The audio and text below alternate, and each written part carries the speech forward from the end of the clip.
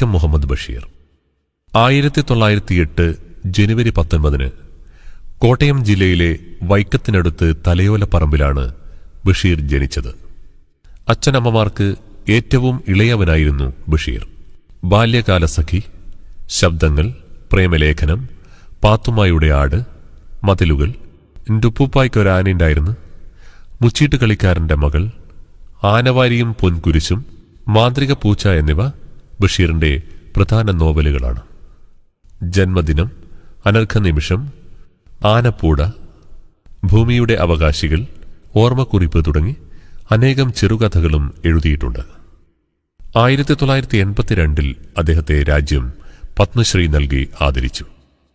വൈക്കം സത്യാഗ്രഹത്തിൽ പങ്കെടുക്കാൻ ഗാന്ധിജി വൈക്കത്ത് വന്നപ്പോൾ ബഷീർ അദ്ദേഹത്തെ കാണാൻ പോയിരുന്നു. ഗാന്ധിജി വന്ന കാറിൽ എത്തിപ്പിടിച്ച് ഗാന്ധിജിയുടെ കൈ തൊട്ടത് ബഷീറിന്റെ ഒരിക്കലും മറക്കാനാവാത്ത ഓർമ്മകളിലൊന്നാണ്.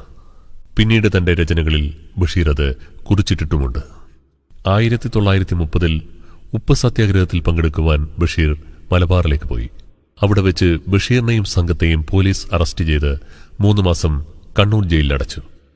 അക്കാലത്ത് ചില മാനസിക അസ്വാസ്ഥ്യങ്ങൾ ബഷീറിനെ അലട്ടി. മാനസിക രോഗ ചികിത്സയ്ക്കായി തൃശൂരിലെ മാനസിക രോഗാശുപത്രിയിൽ ചികിത്സയിൽ കഴിയുമ്പോഴാണ് ബഷീർ തന്റെ പ്രശസ്ത നോവലായ പാത്തുമ്മയുടെ ആട് എഴുതുന്നത്. രോഗം ഭേദപ്പെട്ട് ബേപ്പൂരിൽ ബഷീർ തന്റെ എഴുത്തുകളിൽ മുഴുകി. പിന്നീട് ബഷീർ ബേപ്പൂർ സുൽത്താൻ എന്നറിയപ്പെട്ടു. 1989 ബഷീറിന്റെ മതിലുകൾക്ക് മികച്ച കഥയ്ക്കുള്ള കേരള സംസ്ഥാന ചലച്ചിത്ര അവാർഡ് ലഭിച്ചിട്ടുണ്ട്. അതിനു പുറമെ നിരവധി അവാർഡുകളും ബഷീറിനെ തേടിയെത്തിയിട്ടുണ്ട്. വൈക്കം മുഹമ്മദ് ബഷീർ 1908 ജനുവരി 19 കോട്ടയം ജില്ലയിലെ വൈക്കത്തിനടുത്ത്